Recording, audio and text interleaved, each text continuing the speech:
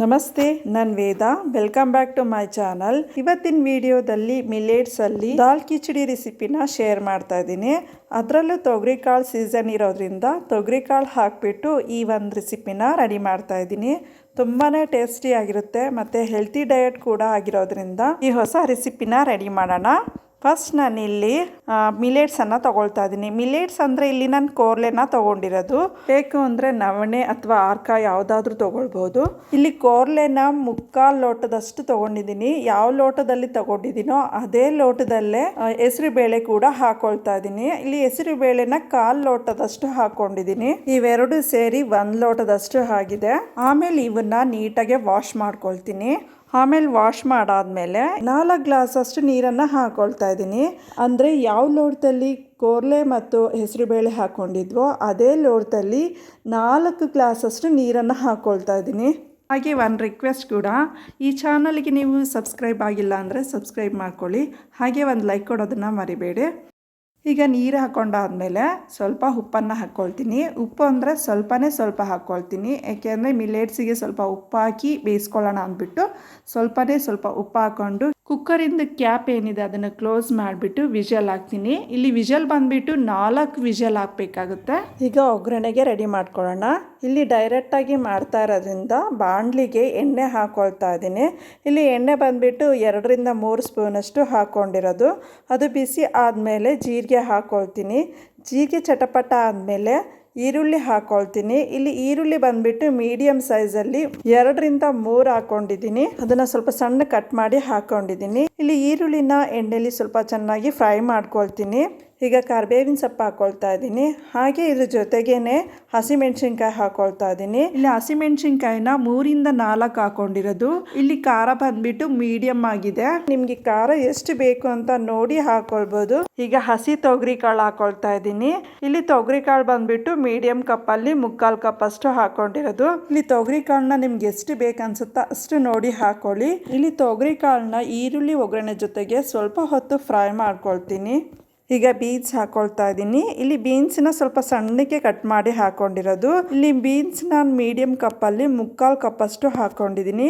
ಹಾಗೆ ಕ್ಯಾರೆಟ್ ಕೂಡ ಹಾಕ್ಕೊಳ್ತಾ ಇದ್ದೀನಿ. ಕ್ಯಾರೆಟನ್ನ 1/4 ಕಪ್ ಅಷ್ಟು ಹಾಕ್ಕೊಂಡಿದ್ದೀನಿ. ಇಲ್ಲಿ ಕ್ಯಾರೆಟ್ ಕೂಡ ಸಣ್ಣ ಕಟ್ ಮಾಡಿ ಹಾಕ್ಕೊಂಡಿರೋದು. ಹಾಗೆ ಗೆಡ್ಡೆಕೋಸು ಕೂಡ ಹಾಕ್ಕೊಂಡಿದ್ದೀನಿ. ಇಲ್ಲಿ ಗೆಡ್ಡೆಕೋಸನ್ನ 3/4 ಕಪ್ ಅಷ್ಟು ಹಾಕ್ಕೊಂಡಿದ್ದೀನಿ. ಅದನ್ನು ಕೂಡ ಸಣ್ಣ ಕಟ್ ಮಾಡಿ ಹಾಕ್ಕೊಂಡಿರೋದು. ಈ 3 ಒಟ್ಟಿಗೆ ಹಾಕ್ಕೊಂಡು ಫ್ರೈ ಮಾಡ್ಕೊಳ್ತೀನಿ. ಇದನ್ನ ಮೀಡಿಯಂ ಫ್ಲೇಮಲ್ಲಿ 3ರಿಂದ 4 ನಿಮಿಷ ಫ್ರೈ ಮಾಡ್ಕೊಳ್ತೀನಿ. ಹಾಗೆ ಸ್ವಲ್ಪ ಅರಿಶಿನ ಪುಡಿನೂ ಕೂಡ ಹಾಕ್ಕೊಂಡು ಮಿಕ್ಸ್ ಮಾಡಿಕೊಂಡು ಸ್ವಲ್ಪ ಹೊತ್ತು ಫ್ರೈ ಮಾಡ್ಕೊಳ್ತೀನಿ. ಈಗ ಕ್ಯಾಪ್ಸಿಕಮ್ ಹಾಕ್ಕೊಂಡಿದ್ದೀನಿ. ಕ್ಯಾಪ್ಸಿಕಮ್ನ ನಾನು 3/4 ಕಪ್ ಅಷ್ಟು ಹಾಕ್ಕೊಂಡಿದ್ದೀನಿ. ಅದನ್ನು ಸ್ವಲ್ಪ ಸಣ್ಣ ಕಟ್ ಮಾಡಿ ಹಾಕ್ಕೊಂಡಿರೋದು. ಅದನ್ನು ಕೂಡ ಸ್ವಲ್ಪ ಹೊತ್ತು ಫ್ರೈ ಮಾಡ್ಕೊಳ್ತೀನಿ. ಇದಾದಮೇಲೆ ಟೊಮೊಟೊ ಕೂಡ ಹಾಕ್ಕೊಳ್ತಾ ಇದ್ದೀನಿ. ಇಲ್ಲಿ ಟೊಮೊಟೊ ಬಂದುಬಿಟ್ಟು ಮೀಡಿಯಮ್ ಸೈಜಲ್ಲಿ 2 ಹಾಕ್ಕೊಂಡಿರೋದು. ಅದನ್ನು ಸ್ವಲ್ಪ ಸಣ್ಣ ಕಟ್ ಮಾಡಿ ಹಾಕ್ಕೊಂಡಿರೋದು. ಇಲ್ಲಿ ಟೊಮೊಟೊ ಸ್ವಲ್ಪ ಜ್ಯೂಸ್ ಬಿಡೋವರೆಗೂ ಸ್ವಲ್ಪ ಹೊತ್ತು ಫ್ರೈ ಮಾಡ್ಕೊಳ್ಳೋಣ. ಹಾಗೆ ತರಕಾರಿ ಮತ್ತು ಟೊಮೊಟೊ ಏನಿದೆ ಇನ್ನೂ ಸ್ವಲ್ಪ ಚೆನ್ನಾಗಿ ಬೇಯಲಿ ಅಂದ್ಬಿಟ್ಟು ಸ್ವಲ್ಪ ನೀರು ಕೂಡ ಹಾಕ್ಕೊಂಡಿದ್ದೀನಿ. ನೀರು ಹಾಕ್ಕೊಂಡಾದ್ಮೇಲೆ ಸ್ವಲ್ಪ ಹೊತ್ತು ಬೇಯಿಸ್ಕೊಳ್ತೀನಿ. ಈಗ ಧನಿಯಾ ಪೌಡ್ರ್ ಕೂಡ ಹಾಕ್ಕೊಂಡಿದ್ದೀನಿ. ಇಲ್ಲಿ ಧನಿಯಾ ಪೌಡ್ರನ್ನ 3/4 ಸ್ಪೂನಷ್ಟು ಹಾಕ್ಕೊಂಡಿರೋದು. ಇದನ್ನು ಸ್ವಲ್ಪ ಹೊತ್ತು ತರಕಾರಿ ಕಾಳುಗಳ ಜೊತೆಗೆ ಫ್ರೈ ಮಾಡ್ಕೊಳ್ತೀನಿ. ಅಂದರೆ ಇದನ್ನು 2ರಿಂದ 3 ನಿಮಿಷ ಮೀಡಿಯಮ್ ಫ್ಲೇಮಲ್ಲೇ ಬೇಯಿಸ್ಕೊಳ್ತೀನಿ. ಆವಾಗಲೇ ನಾನು ಕುಕ್ಕರಲ್ಲಿ ಬೇಯಕ್ಕಿಟ್ಟಿದ್ದಲ್ಲ, ಅದು ವಿಷಲ್ ಏನಿದೆ ಫುಲ್ ಆರಿದ ಮೇಲೇ ಓಪನ್ ಮಾಡ್ತಾ ಇರೋದು. ಈಗ ಸೌಟಲ್ಲಿ ಹೆಸರುಬೇಳೆ ಮತ್ತು ಮಿಲೆಟ್ಸ್ ಏನಿದೆ ಅದು ನೀಟಾಗಿ ಮಿಕ್ಸ್ ಮಾಡ್ಕೊಳ್ಳೋಣ. ಈ ಮಿಲೆಟ್ಸಲ್ಲಿ ದಾಲ್ ಕಿಚಡಿ ಮಾಡ್ಕೊಂಡು ತಿನ್ನೋದ್ರಿಂದ ಸೇಮ್ ರೈಸಲ್ಲಿ ನಾವು ದಾಲ್ ಕಿಚಡಿ ಹೇಗೆ ಮಾಡ್ಕೊಂಡು ತಿಂತೀವೋ ಅದೇ ಥರ ತಿನ್ನೋದಕ್ಕೆ ಸೇಮ್ ಫೀಲ್ ಆಗುತ್ತೆ. ತುಂಬಾ ಚೆನ್ನಾಗಿರುತ್ತೆ. ಕುಕ್ಕರಲ್ಲಿ ಬೇಯಿಸ್ಕೊಂಡಿದ್ವಲ್ಲ, ಒಂದ್ಸಲ ನೀಟಾಗಿ ಮಿಕ್ಸ್ ಮಾಡ್ಕೊಂಡಾದ್ಮೇಲೆ ಈಗ ಒಗ್ಗರಣೆ ಜೊತೆಗೆ ಹಾಕ್ಕೊಳ್ತಾ ಇದ್ದೀನಿ. ಇಲ್ಲಿ ಅಷ್ಟನ್ನು ಕೂಡ ಹಾಕ್ಕೊಂಡಾದ್ಮೇಲೆ ಇದನ್ನು ನೀಟಾಗಿ ಮಿಕ್ಸ್ ಮಾಡ್ಕೊಳ್ಳೋಣ.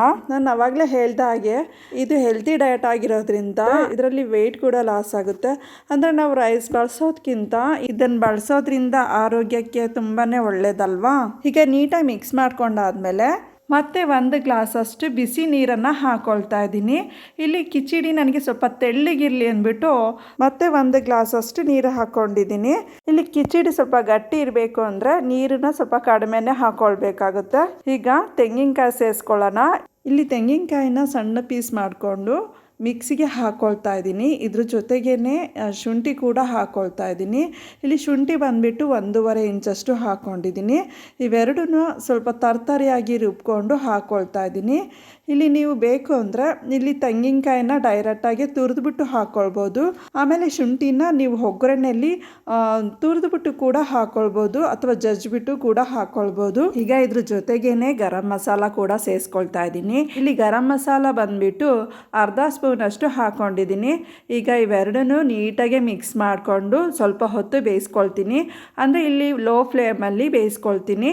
ಏಕೆಂದರೆ ತೆಂಗಿನಕಾಯಿ ತುರಿ ಹಾಕಿದ್ಮೇಲೆ ತಳ ಹಿಡಿಯೋ ಚಾನ್ಸಸ್ ಇರುತ್ತೆ ಅಲ್ವಾ, ಹಾಗಾಗಿ ಲೋ ಫ್ಲೇಮಲ್ಲಿ 3 ಇಂದ 4 ನಿಮಿಷ ಇದನ್ನು ಬೇಯಿಸ್ಕೊಳ್ತೀನಿ. ಹಾಗೆ ಸೌಟಲ್ಲಿ ಅಲ್ಲಲ್ಲೇ ತಿರುಗಿಸ್ಕೊಂಡು ಬೇಯಿಸ್ಕೊಳ್ತಾ ಹೋಗ್ತೀನಿ. ಈಗ ಪ್ಲೇಟನ್ನು ಮುಚ್ಚಿಬಿಟ್ಟು ಮತ್ತೆ 2 ನಿಮಿಷ ಬೇಯಿಸ್ಕೊಳ್ಳೋಣ. ಹಾಗೆ ಇದನ್ನು ಲೋ ಫ್ಲೇಮಲ್ಲೇ ಬೇಯಿಸ್ಕೊಳ್ತೀನಿ. ಈಗ ಪ್ಲೇಟನ್ನು ಓಪನ್ ಮಾಡಿಬಿಟ್ಟು ಮತ್ತೆ ಸೌಟಲ್ಲಿ ಒಂದ್ಸಲ ತಿರುಗಿಸ್ಕೊಳ್ತೀನಿ. ಇಲ್ಲಿಗೆ ದಾಲ್ ಕಿಚಡಿ ಏನಿದೆ ರೆಡಿಯಾಗಿದೆ. ಅಂದರೆ ಮಿಲೇಟ್ಸಲ್ಲಿ ದಾಲ್ ಕಿಚಡಿ ಏನಿದೆ ಅದು ರೆಡಿಯಾಗಿದೆ. ತುಂಬಾ ಟೇಸ್ಟಿಯಾಗಿರುತ್ತೆ, ಹೆಲ್ತಿ ಡಯಟ್ ಕೂಡ. ಒಂದ್ಸಲ ಟ್ರೈ ಮಾಡಿ ನೋಡಿ ಈ ರೆಸಿಪಿನ, ತುಂಬಾ ಟೇಸ್ಟಿಯಾಗಿರುತ್ತೆ. ಫಸ್ಟ್ ಟೈಮ್ ತಿಂತಾ ಇದ್ದೀರಾ ಅಂದರೆ ಫಸ್ಟ್ ಟೈಮಲ್ಲೇ ನಿಮಗೆ ಇಷ್ಟ ಆಗುತ್ತೆ. ಇದು ಹೆಲ್ತಿ ರೆಸಿಪಿ ಆಗಿರೋದ್ರಿಂದ ಡಯಟ್ ಮಾಡೋರಿಗೆ ಇದು ತುಂಬಾ ಒಳ್ಳೆಯದು. ಈ ದಾಲ್ ಕಿಚಡಿನ ಚಟ್ನಿ ಅಥವಾ ಮೊಸರು ಸಲಾಡ್ ಜೊತೆಗೆ ತಿನ್ನೋದ್ರಿಂದ ಇನ್ನೂ ಟೇಸ್ಟಿಯಾಗಿರುತ್ತೆ. ಹಾಗೆ ತುಪ್ಪ ಹಾಕೊಂಡು ತಿನ್ನೋದ್ರಿಂದ ಇನ್ನೂ ಬೊಂಬೊಟ್ಟಾಗಿರುತ್ತೆ. ಈ ರೆಸಿಪಿ ಇಷ್ಟ ಆಗಿದ್ದಲ್ಲಿ ಪ್ಲೀಸ್ ಲೈಕ್ ಮಾಡಿ, ಶೇರ್ ಮಾಡಿ. ಒಂದು ವೇಳೆ ನೀವು ಈ ಚಾನಲ್ಗೆ ಸಬ್ಸ್ಕ್ರೈಬ್ ಆಗಿಲ್ಲ ಅಂದರೆ ಸಬ್ಸ್ಕ್ರೈಬ್ ಮಾಡ್ಕೊಳ್ಳಿ. Thank you.